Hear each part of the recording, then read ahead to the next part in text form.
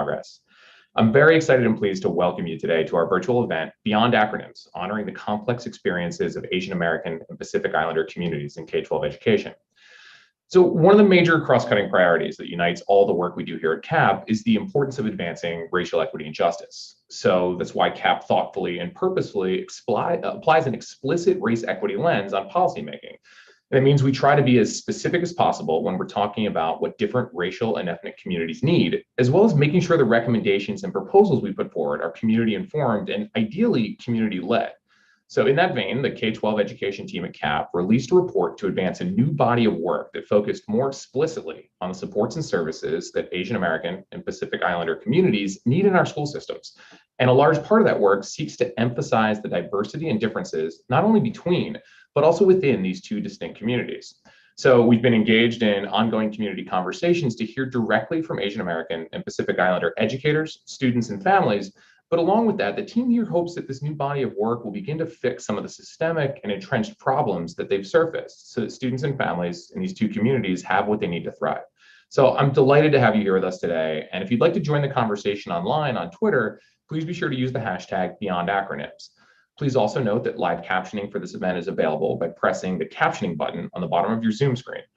So I'm now going to turn the program over to one of the co-authors of the aforementioned CAP report and an associate director here in our K-12 education team, Ravi Chatterjee.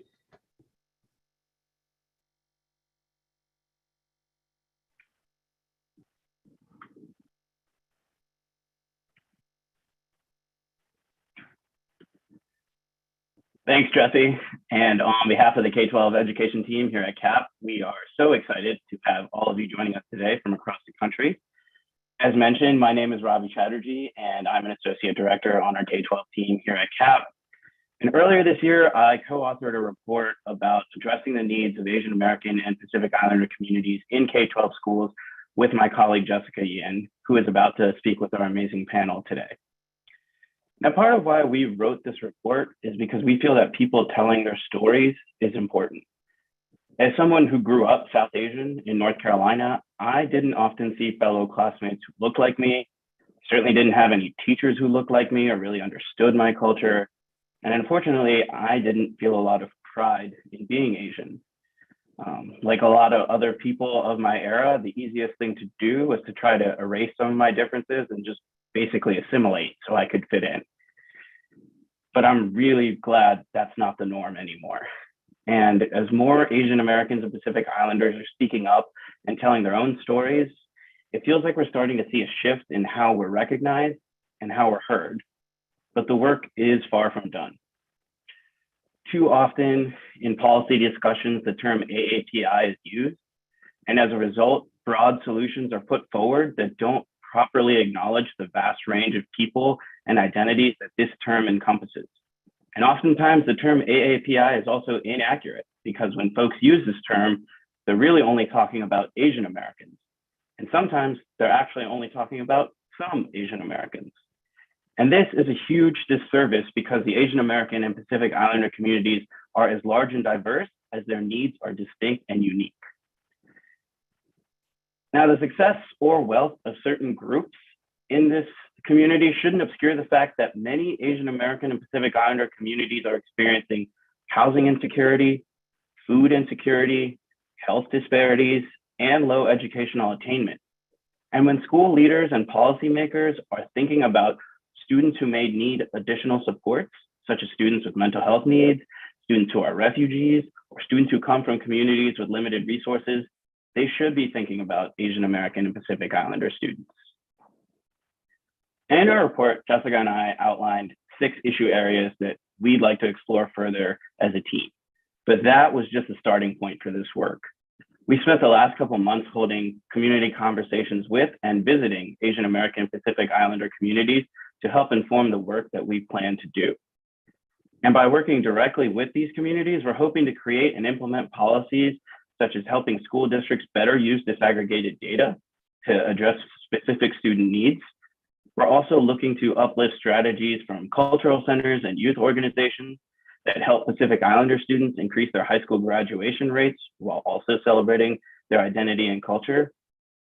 And by speaking directly with Asian American and Pacific Islander educators, we're planning to discuss how to improve teacher working conditions to recruit and retain more Asian American and Pacific Islander educators in the classroom.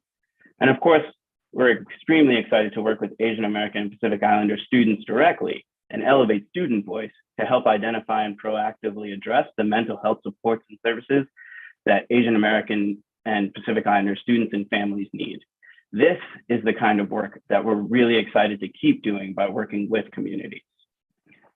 Now, ultimately, what we hope to do with our new body of work at CAP is ensure that more K-12 schools and districts across the country have the tools and strategies they need to examine their own systems, talk directly with their own communities, and ultimately build more supportive and inclusive environments that truly honor, serve, and celebrate the complexity and richness of the Asian American and Pacific Islander experiences.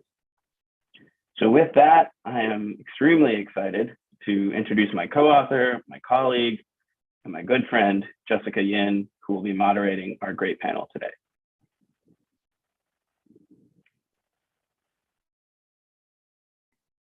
Thanks so much, Jesse and Robbie, for some great introductory remarks. I am super excited to moderate today's conversation. I've been a member of the K-12 education team for about 4 years now, but I'm actually set to leave CAP here at the end of the month. As a first-generation Chinese American, this topic is really personal to me, and I'm so happy to be speaking with fellow members of my community as my very last CAP event. So without further ado, to kick things off, I'll start by having the panelists briefly introduce themselves, starting with Herb. So if all the panelists want to turn their cameras on, that will work.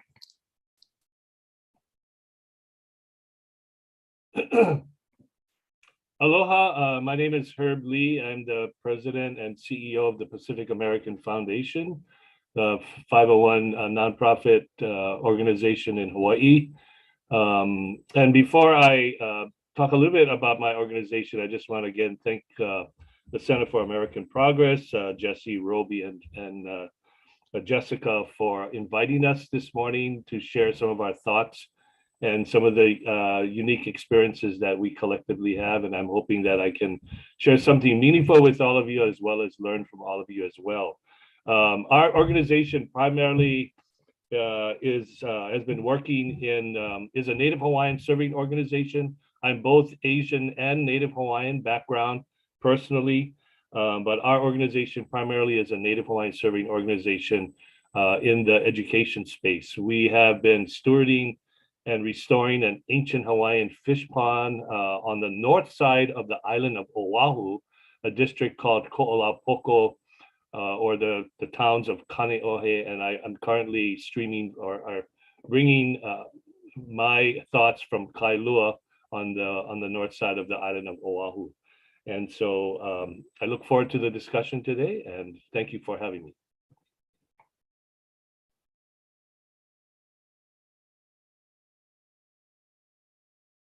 Johnny Rue, you're next. Perfect. Hi, everybody. My name is Johnny Rahirith. I am a 5th and 8th grade special education math teacher here at Hiawatha College Prep. I'm based in Minneapolis, Minnesota. My ethnic background, so my family is from Sri Lanka. I was actually born and raised in Japan, so I try to coalesce and bring cultural perspectives from my upbringing and my ethnic background as well into my work. I primarily work actually with Latinx students here in the Twin Cities. Due to the racial makeup of the Twin Cities and the racial history, our schools tend to be incredibly segregated. So my work focuses on making sure that every student has access to what they need to succeed in the classroom and to break down barrier stereotypes. We're actually about 4 or 5 blocks away from George Floyd Square. And I also do a lot of activist work with progressive organizations here in the Twin Cities. And I am one of the founding members of our school's union. So that's a little bit about me. Hi, everyone. Good afternoon. My name is Jennifer Lee, and I use she, her pronouns. I'm the founder and executive director of the Asian Americans with Disabilities Initiative, or AADI. We are a youth-led 501c3 nonprofit organization that aims to uplift and amplify the voices of disabled Asian Americans nationwide. Our mission, put simply, is to provide the resources and the infrastructure necessary to empower the next generation of disabled Asian Americans. I personally identify as a disabled and chronically ill Korean American woman, and I'm an undergraduate at Princeton University studying public policy in the School of Public and International Affairs with a focus on Asian American studies. My line of work in the nonprofit field lies in this crucial intersection between disability and Asian American identity, and I am so thrilled to be here with you all today. Hello, Falava. Welcome, ladies and gentlemen, and those in between. My name is Manito Fata Tuyana, born and raised here in Duwamish territory of South Seattle, and also currently residing in Puyallup territory, which is also known as Federal Wayne. My blood ties come from the islands of Tutuila in American Samoa, also Manuatele and independent state of Samoa and Savaii. I'm very proud to be here representing Utopia Washington. Utopia is a nonprofit 501c3 looking to create sacred spaces to strengthen the minds and bodies of cutie pies or queer and trans Pacific Islanders through community care, community organizing, civic engagement, and cultural stewardship. I have the honor in serving as the youth program manager here at Utopia, and our youth program is called Toloa Levai.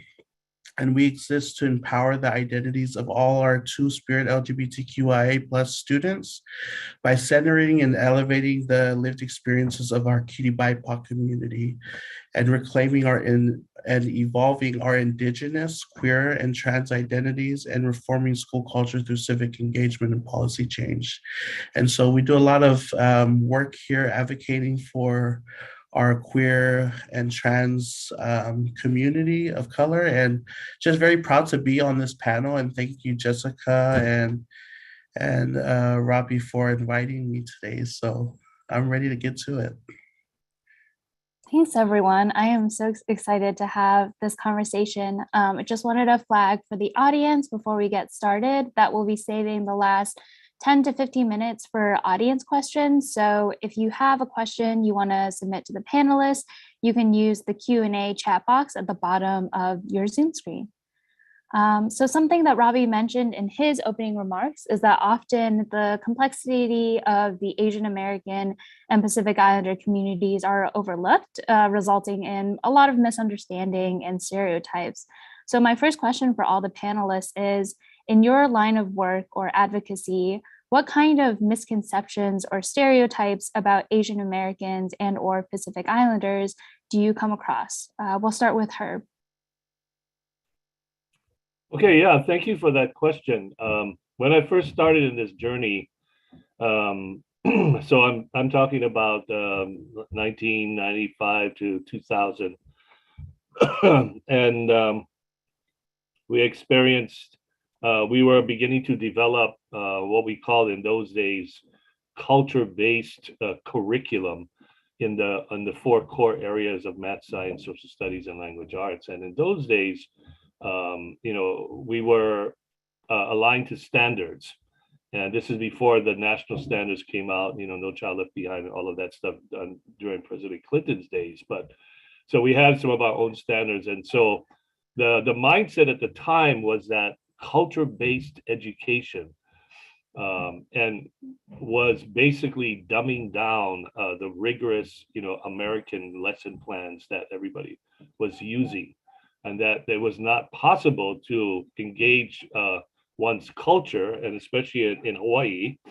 Native Hawaiians, are the indigenous people of the islands. They were here for 1,000 years before Western contact. And what we're attempting to do is to, combine content, and context together and make learning relevant. And at that time, again, the mindset, which was very dominant and to some extent still is today, is that, culture-based education was not rigorous. And as we got even more involved in national standards and all that kind of stuff, No Child Left Behind, and then now, NGSS standards and Common Core standards and all of that, it got even more rigorous.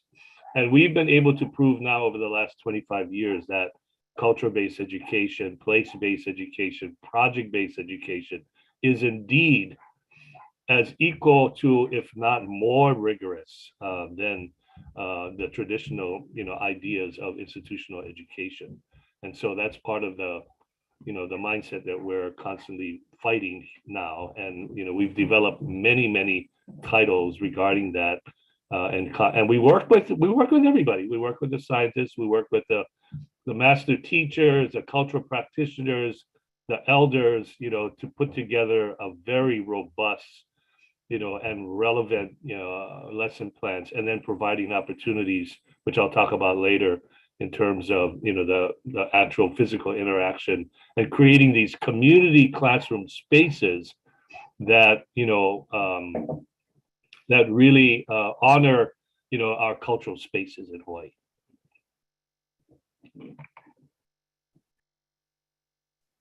I'm going to take this from kind of two angles. One, my experience as a student here in the United States.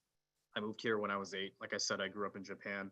And kind of like what Robbie mentioned, I think a lot of us probably in this panel, probably listening right now, can attest to this. My educational background was one of erasure. So my name is Johnny Ru, right? That's my first name. Through almost through high school, the RU was truncated in my name and became Johnny. My 5th grade teacher actually spelled my name Johnnny. And I didn't really know, right? I would color myself with a white crayon. I'm clearly not white, but that was my assimilation into whiteness is what got me through the educational system. Right? So for a lot of Asian American students, still I think it's still based in erasure as a means of survival. As a teacher, I'm still constantly asked, not just by students, but by adults as well, are you Asian? We're not monolithic, obviously, right? I think we can all talk about this at length here, but Asia is an enormous continent with a countless number of languages, ethnic groups, traditions, and unfortunately still within our current political and educational sphere, that's not easily understood by most Americans. Speaking specifically here in the Twin Cities, we have an incredibly robust Asian American population here. I mean, yes, we have a large number of Indian Americans, Korean Americans, Chinese Americans, Vietnamese Americans, Sri Lankan Americans even, right? We also actually have a large population of Hmong refugees, Hmong Americans, Karen refugees, Karen Americans, and every single group helps to make up the fabric of the Twin Cities. We're incredibly robust, incredibly diverse, and unfortunately, that often gets missed in the way that our educational system is set up. So we're definitely not monolithic in our histories, and we're definitely not monolithic in our experiences. Specifically speaking from the student experiences, we're oftentimes stereotyped into thinking that Asian American students don't need supports, right? Because we're better at school, apparently. That's the common misconception, unfortunately. But, as others have mentioned, there's an incredibly big divide between socioeconomic achievement or socioeconomic status and educational achievement. And the experience of students in our schools is completely different too. I'm a special education teacher, right? So, the connection points between mental health supports and learning needs, those are all things that unfortunately are not represented well in our current system. Yeah, absolutely. I'll just add on to that, Johnny Ru. And I think having the special education lens and talking from someone who is involved in disability advocacy, it's such an important and critical intersection that really hasn't gotten a lot of media attention or any really conversation or discourse until now. And I think in my line of work, the most common misconception is that Asian Americans are less likely to have disabilities, or that disability is not as prevalent for the AAPI community because there isn't as much conversation around the topic. But more often than not, I think it's more that people lack a frame of reference for disability within the API communities. And so by familiarizing ourselves with this rhetoric around ability and disability, I think our organization, at least at AADI, we aim to raise awareness around disability within the community while also kind of providing this platform for disabled Asian Americans and Asians to find solidarity in community. And particularly as it pertains to K-12 education, I think more conversation needs to be had around special education identification and enrollment for API communities. But I think even just talking from my own experience as someone who's gone through the system, I think the model minority myth, exactly as Johnny Ru kind of alluded to, is actively shaping and is in conversation with this movement for full inclusion. And so I would argue that when we think about how Asian Americans are not a monolith, we should also consider the diversity of ability that also exists as well. Wow, just listening to everyone here just totally takes me back. Erasure is really a big part as well. Growing up here in Washington State, it wasn't really easy to be a Pacific Islander, yet alone a queer person of color. And so just common misconceptions of being Pacific Islander is we're very good at sports, but not really good in the classroom. And so when I come into this work, I always try to, engage with my students to understand who they were as Pacific Islanders or people of the Moana, because when we think about our ancestors, we have scientists, we have healers, we have all these things that were part of our communities way before the arrival of missionaries and Western society onto our shores. And so our people were very knowledgeable of the celestial stars and how to navigate waters way before Christopher Columbus was even born. And so when we talk about the education we receive as Pacific Islanders, it's not taught in the classrooms on how our people have navigated these waters and how our people were innovators and scientists in way before medicine was even brought to our shores. We are already working with herbs and other things that were natural to our islands. And so I'm hearing classrooms talk about history and the way they speak about Hawaiian history, and they don't really highlight that our Hawaiian brothers and sisters are illegally occupied. They don't highlight that the Marshallese Islands were bombed by the US, and a lot of their inhabitants, their islands are uninhabitable. They have to evacuate and move to the mainland of Turtle Island. And so there's a lot of injustices that have been done by the US, and they're not taught in our history. And a lot of erasure happens with who we are as Pacific Islanders when we reach this land. We don't know, and we start struggling with our personal identities in our schools to the point where we fall into different crowds and we don't really want to go to class because we are not reflected in the staff.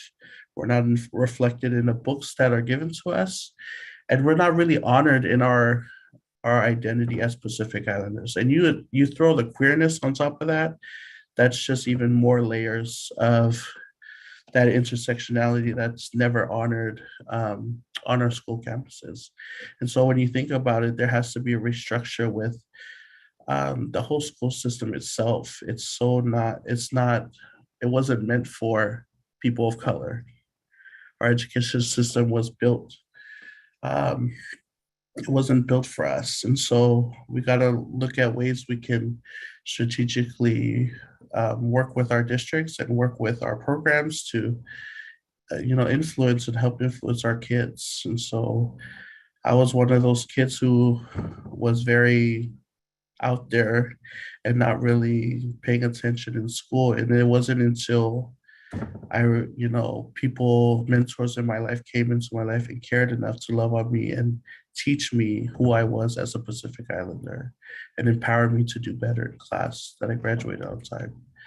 So I love everything that's going on here. Thank you. Yeah, I think there's a lot of common theme around the erasure and the lack of representation, both in terms of in educators, but also in curricula. So Herb, as you mentioned, you've done a lot of development of curricula. As you have been doing that work, what perspectives and elements were you really intentional about including, and what have you seen as some of the positive impacts of your work? Sure. Jessica, can I show my first slide? If you can show that on the screen, that'll be really great.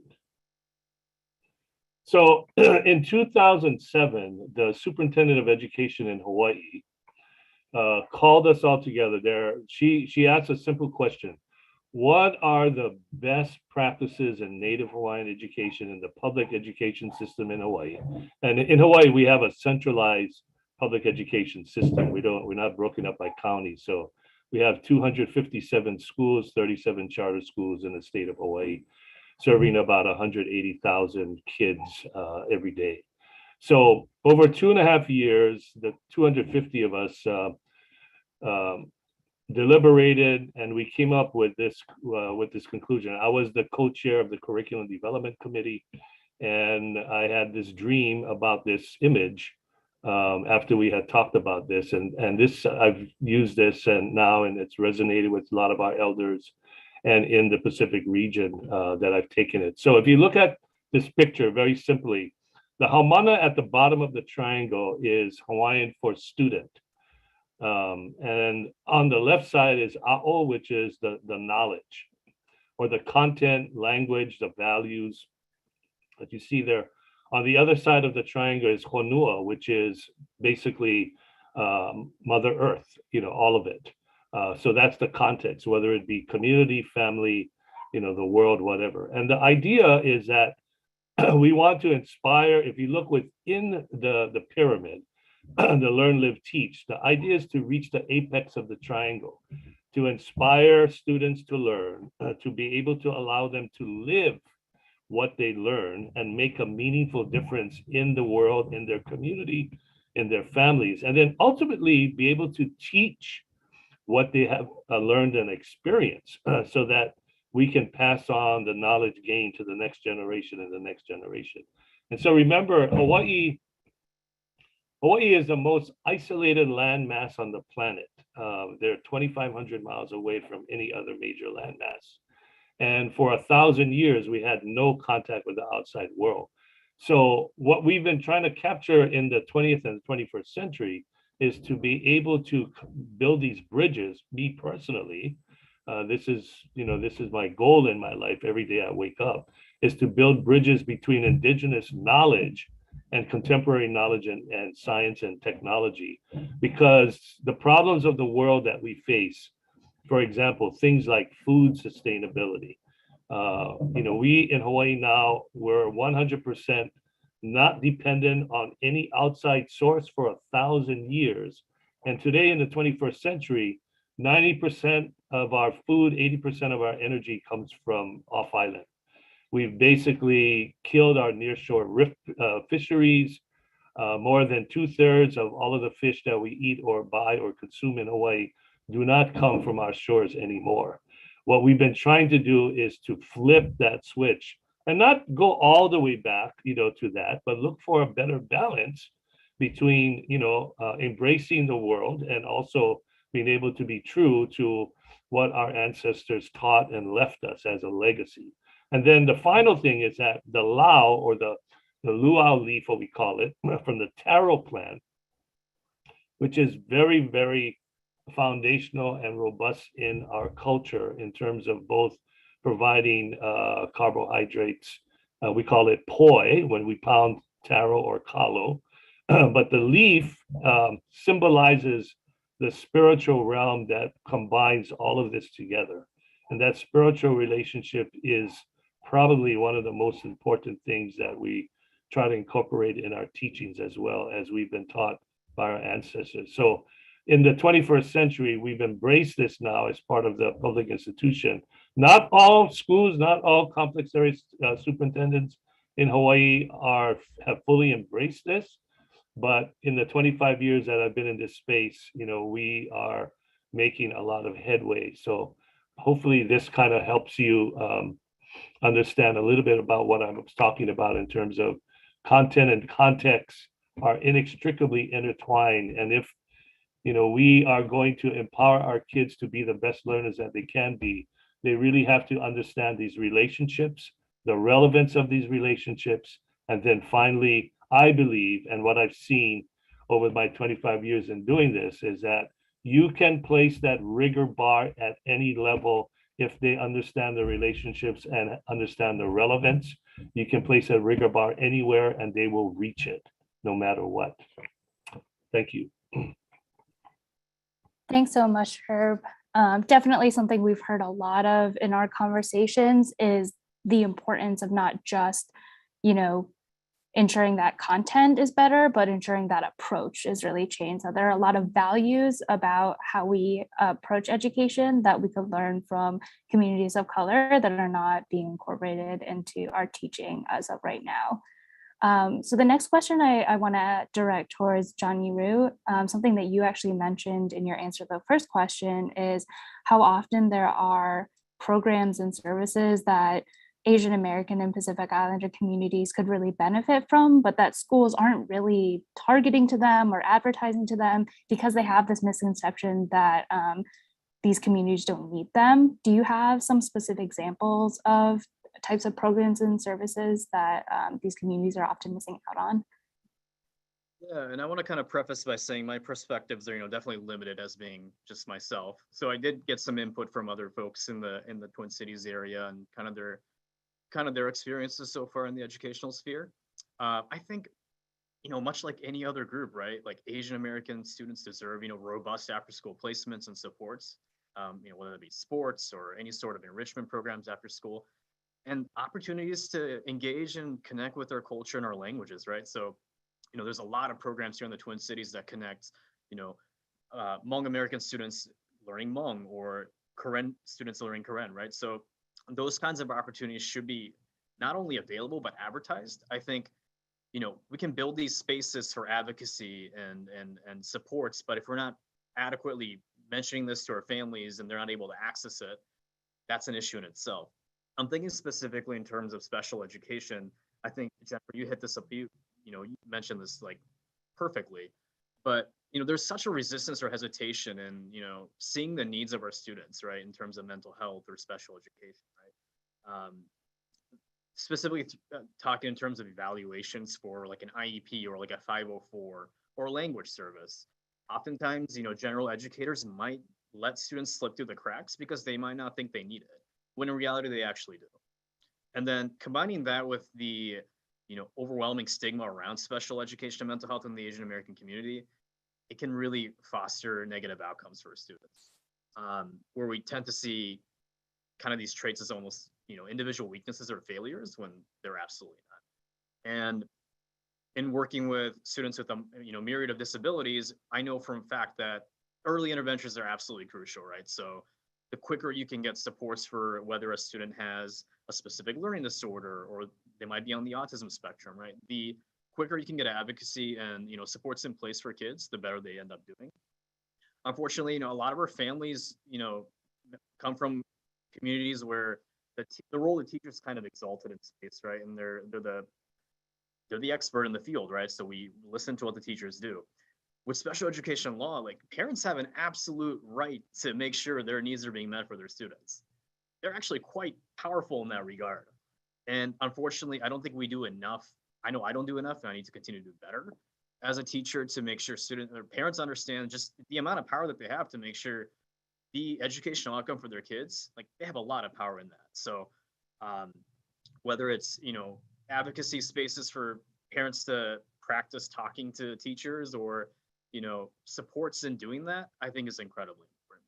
And also just access, like I think I mentioned before, to robust interpretation. So many teachers, I think throughout the day, might hold off on calling a parent if they have to access interpretation services, right? I'm really happy to work in a school where I have access to interpreters at my school site. We have plenty of people that are multilingual, but I know for a fact I worked in schools where that wasn't the case. And we had to either call out or use an external service. And that really limits our ability to connect with families. Herb, you mentioned it, context is incredibly important. I think it's important that we build the context for our students and for our families as well. I know something that we heard in our conversations, and I don't know, Mane, if this is something you could speak to a little, is that oftentimes, there are a lot of first generation college students among Asian American and Pacific Islanders, but there aren't always a lot of that like college prep, FAFSA, support, like college application, type support that schools are offering in a way that is accessible to Asian American and Pacific Islander families. I don't know if that's something you can talk about a little. Yeah, sure. In my time at Federal Public Schools, we've created a unique program that caters to specifically Pacific Islanders, and we were finding that a lot of our PI identified kids were not prepared by senior year to enroll themselves into college spaces. And we wanted to make sure that we catered to them in a way that was very pacifica, that was very moana, right? And so the best thing we could do is just, as a Pacific Islander educator, to open up a space that catered to just PIs. And we would have a PI parent college readiness night where we would gather community, potluck food, all Pacific Islander food, and we would encourage families to come. A lot of the times, Pacific Islanders they don't feel welcome into school spaces because usually when we get phone calls, it's because our kid's done something wrong. And so we want to make sure that the school is a welcoming space. And the only way Pacific Islanders do that is by sharing and breaking bread. And so we would always have food. And then we've even strategically called these colleges and universities to come and table at our parent night, and have specifically Pacific Islanders at their tables so that way our parents would feel comfortable enough to approach the table. And so it was a success. We had a lot of people go through FAFSA workshops. A lot of parents they're not very, trusting with giving social security information, tax information for our babies to go to school. And so just having that space where Pacific Islanders, it's ran by community that look like community, and it's for the community, right? And so being purposeful and strategic in that way has really helped and inspired a lot of our kids to not only equip themselves to get ready for school earlier on in their sophomore and freshman years, but to also bring their family along that journey, right? Too often they're doing this journey alone, but now that we're getting family to move along with them, it's an easier process to send them off to school and really support them in a way that takes the village along with them. Yeah, that's really good to hear about. I mean, I think it's really important that we identify how many opportunities exist, but then it's great to hear a good example of a way that you were able to reach out and better bring in the community to the school. So Jen, the next question I have is for you, and it actually touches upon something you said in your introduction, which is as Asian Americans with disabilities, navigating, both of those identities. So sort of what are some unique challenges that Asian Americans with disabilities face as they engage with the broader disabled community as well as with other Asian Americans? Yeah, absolutely. And Money, I was just going to add on that I think that experience of being an Asian American student going through the public school system and not even realizing that Pacific Islanders were their own population until I got to college, and recognizing that even once I got to Princeton, it was very hard to claim like Pacific Islander representation if we didn't have any Pacific Islanders at the table or respecting the Indigenous and Native communities. And so that's a conversation that I know I've really been ruminating on. And I think it's so important to have that discourse. And I would argue that these conversations are not just disparate between that conversation around Indigenous communities and then looking at disability, because rather all of these marginalized identities really interplay off of one another. And so I would argue that the foremost challenge for Asian Americans with disabilities would be ableism, which is a structural form of oppression that discriminates against people with disabilities in favor of those who are abled. And at least personally speaking, oftentimes I feel like there's a fear which is latent amongst older generations of Asian Americans over having a disability or identifying as disabled, that it's somewhat taboo or that we shouldn't be talking about it. But if we approach this from an angle of disability justice, we would realize that we should not be scared of being disabled, but rather of living in an ableist society that was not built to accommodate our needs in the first place. This isn't to say that people with disabilities are helpless or at the mercy of others. in a parallel vein with Asian American history, I think there's a deeply rich history of resistance and advocacy that has fought for representation in our education systems and in society at large.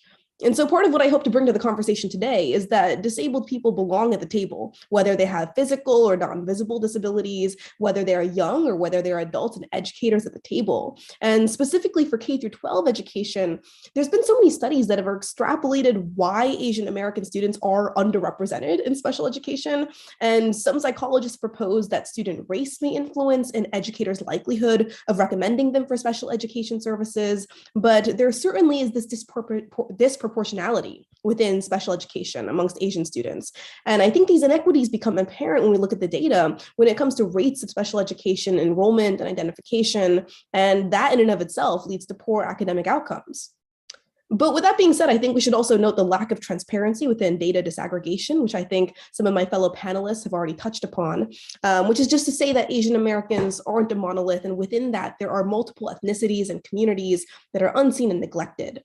But I think we at ADI argue that this diversity goes beyond just ethnic minorities, but also the diversity of ability within Asian Americans, and recognizing that whether it is blindness, deafness, or being on the autism spectrum, or looking at the wide range of abilities that exist, that we should kind of start this conversation now at the highest levels of policymaking so that they can go down and reach the people at the local and regional levels. I think it was the National Council of Learning Disabilities that was reporting that AAPI youth with disabilities are more likely to be suspended than those without. And they're also more likely to receive harsher discipline when compared to their peers without disabilities within the K through 12 system. And so part of what we try to do at ADI is prepare these young students, as well as their families and caretakers, who are all equally important stakeholders, to understand their rights under the Americans with Disabilities Act, as well as the Individuals with Disabilities Education Act, ADA and IDEA respectively. And what we've done as an organization is release an accessible resource guide, kind of compiling all the information that we could find that specifically exists for disabled Asian Americans, because people haven't been having this conversation about the intersection, at least within young communities until now.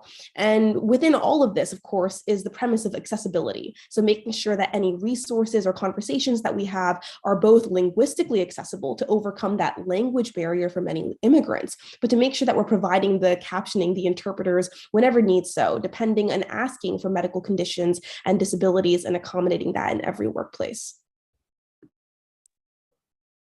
Awesome. Thanks so much, Jen.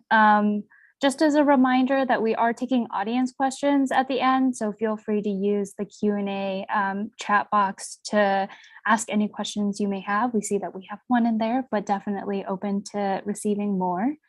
So kind of building off of Jen's answer there, I think there are a lot of Asian Americans who have multiple marginalized identities and are navigating sort of those experiences. So I want to go back to Mane and ask, in the work that you have done to both celebrate Pacific Islander youth, Pacific Islander identity, as well as their queer identity, can you talk a little bit more about that work and what positive impacts you've seen come out of it? Yeah, thank you so much, Jessica. This work really stems from just my own experience being in the K-12 system and not seeing myself reflected in education. As a closeted queer person at the time, it was very hard for me to navigate who I was as a queer person who was trying to find themselves in spaces. And so quite often I would go to PI spaces and find community, but I was finding myself still code switching, right? And still trying to find my whole community, where I'm being honored in both my identity as a Pacific Islander and then also my identity as a person who identifies as Fa'afafine.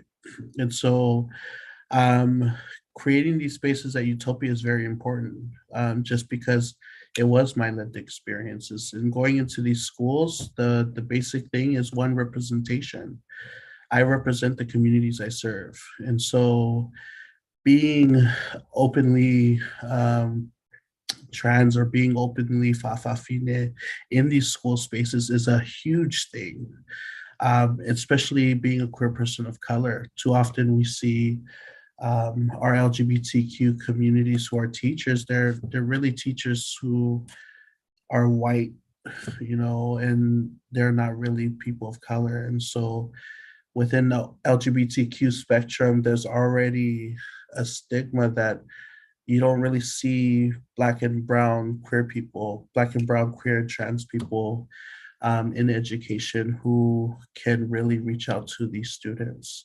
And so the work that we've done advocating for queer and trans youth is a lot of the times we would get phone calls from schools looking for advocacy for these students who are being bullied, who are being ostracized from their school community. And we would literally go into the building and create safe spaces for them. And so right now we have 5 locations within different schools around South King County and Tacoma.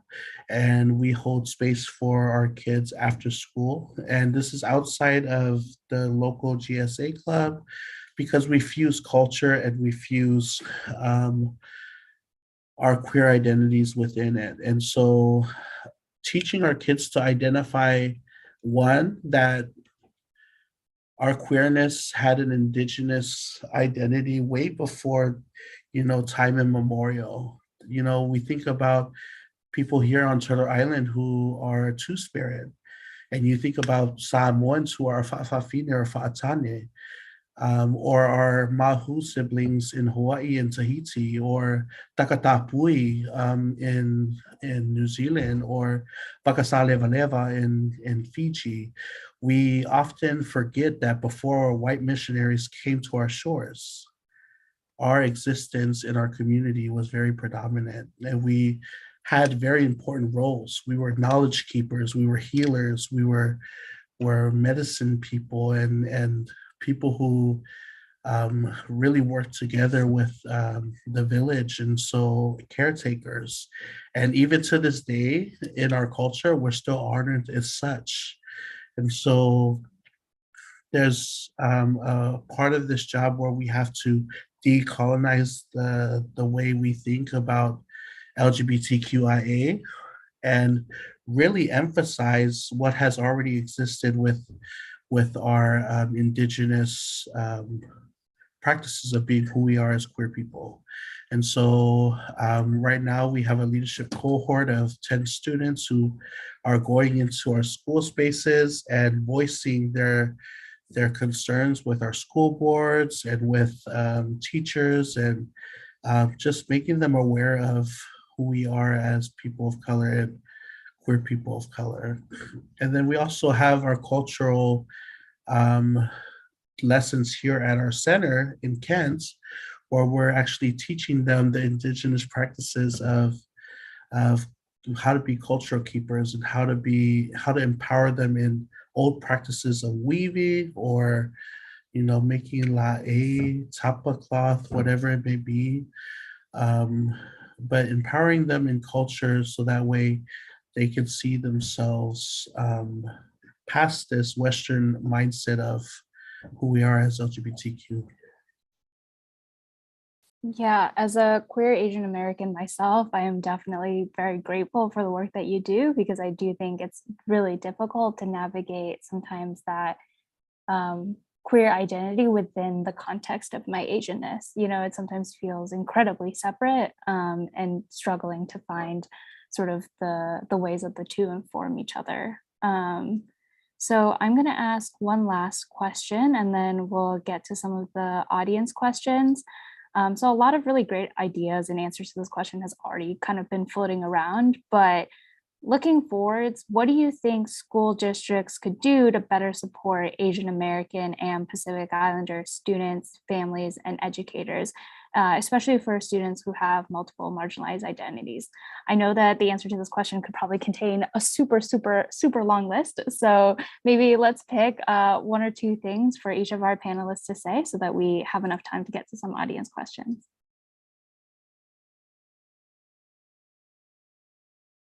Let's start with John Yu, sorry. Perfect.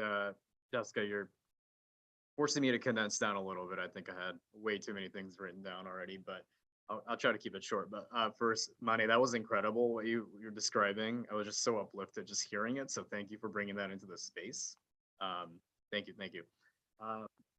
So for myself, as an Asian American educator, I think my mind just kind of went to two different places. But the biggest thing for me is, you know, a challenge to other fellow educators, whether you're Asian American, Pacific Islander, Native Hawaiian or not.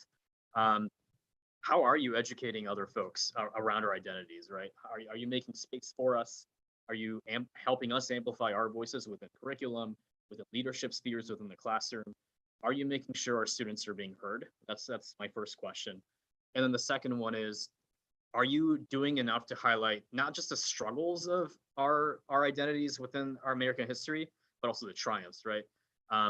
In talking about Japanese internment, are you talking about, you know, the work that Yuri Kochiyama did with, you know, Black liberation? Are you talking about the influence of Gandhi's work within the civil rights movement? Are you intentionally, you know, talking about the role? I think people talked about this, right? The amount of spaces we've been in terms of the labor movement in the United States to struggle for social justice, or just creating the American fabric overall, right? For me, it's absolutely crucial that we uplift the stories of our ancestors and our people, not in terms of whiteness as the foundation, because my sense of self-worth, thankfully, after all these years of decolonizing, is not based off of whiteness, and it shouldn't be for our families and our students either.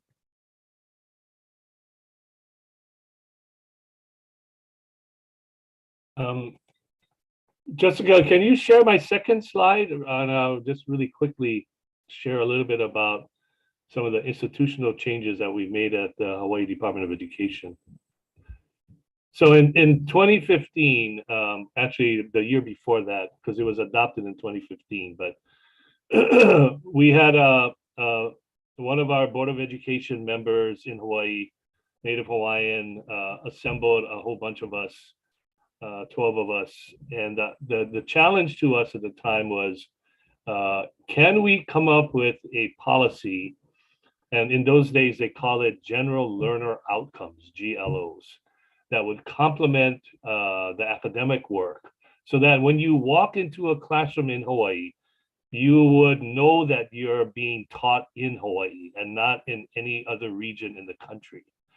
And so we were fortunate, we had lots of representation, and we came up with this policy called Naho Pena'a'o, or the acronym is HA, or breath. And it basically spells out the word breath: sense of belonging, responsibility, excellence, aloha, total well-being in Hawaii. And the purpose of this was really to provide a framework for people that were maybe understanding of the culture, to people that maybe were not as versed in Hawaiian culture, and to begin to provide this framework so that in the instruction, in the daily instruction of all of our kids, no matter if they're Hawaiian or not, that we all had a responsibility to take care of the place that we lived in, which is Hawaii Nei.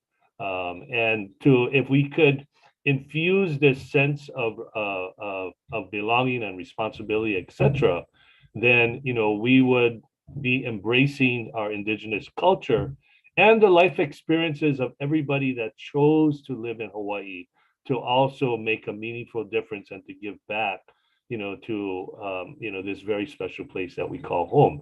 And so, you know, this has become, out of this, we actually developed an Office of Hawaiian Education, believe it or not, a year later, that is totally charged with helping to implement this program that was adopted by the Board of Education in 2015.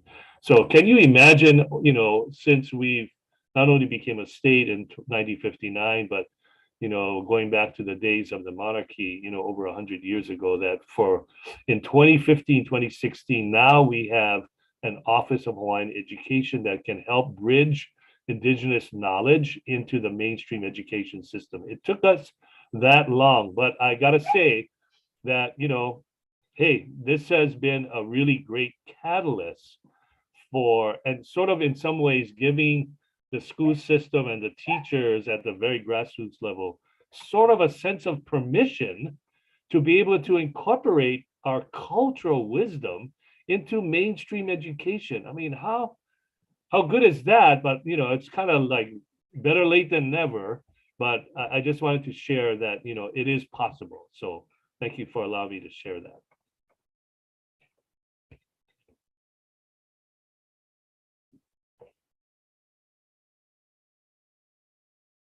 Yeah, in addition to looking at what districts and schools can do, I think I'll just add on to that with coming from the disability justice angle again. And so the first thing I would say is being aware and proactive of students with disabilities. Why not provide robust accommodations and center accessibility early on when possible? And why not set the standard for what an accessible classroom should look like at the earliest stages of education?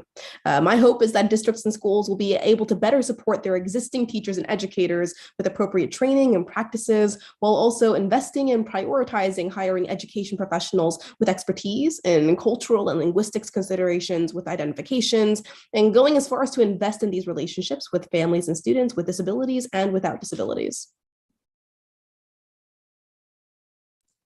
Period, Jennifer. I love it. I'm just so amazed at everyone.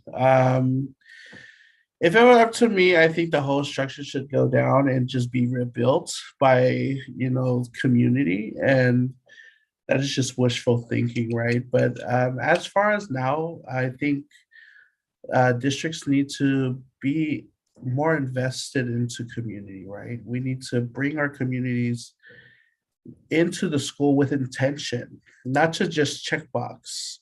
Our school districts have a tendency to checkbox BIPOC community, and we want to make sure that when they're seeking resources from community, that they're actually giving those resources to the most marginalized people in the school district. And so very important that we step into this work with intention and we build relationships, because as people of color, as API people, we build relationships with each other and intentional relationships. And that has to start from the top, coming down to the community and being bringing humility to the district level. And so if we cannot love on one another the way we love on our kids, we're never going to get anywhere. And so think of it as a village mindset.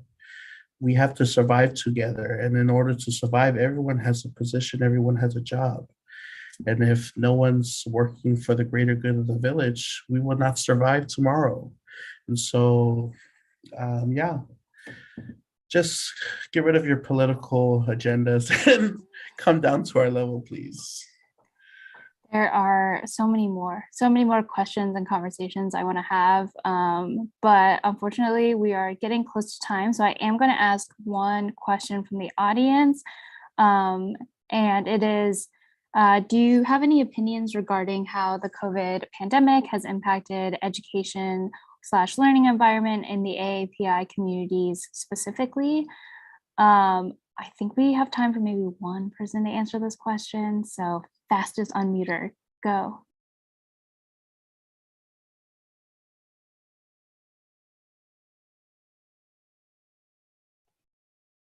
Okay, I'll go real quickly. It totally rattled us, but at the same time, it was able to unite us in ways that were very culturally, a part of our foundation.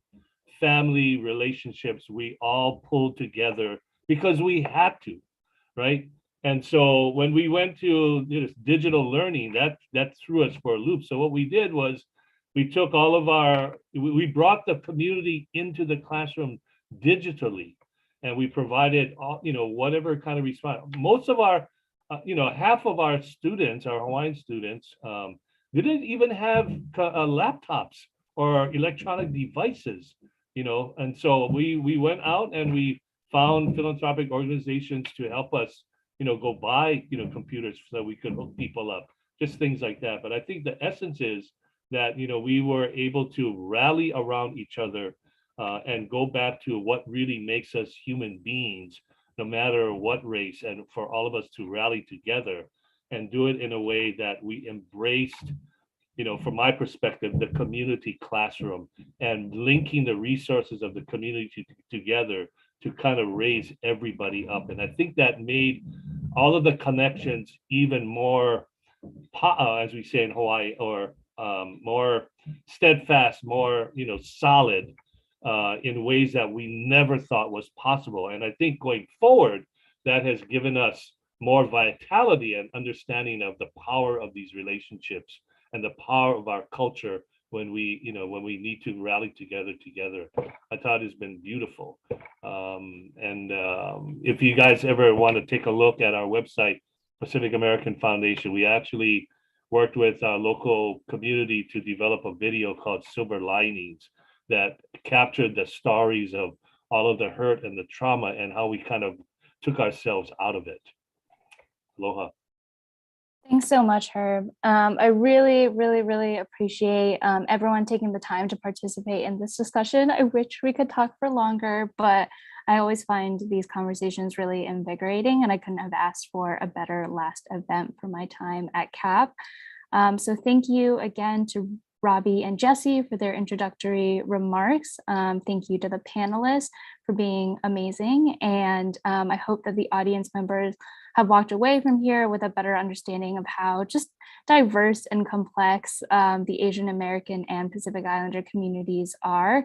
Robbie and the rest of the CAP K-12 education team is continuing to do work in this topic, and we'll be publishing a report next month with some takeaways from other community conversations we did earlier this year. If you want to see a recording of this event, you can go to the americanprogress.org/events page to see this event, but also other events as well. And yeah, just happy API Heritage Month, everybody, and have a good rest of your week. Yay.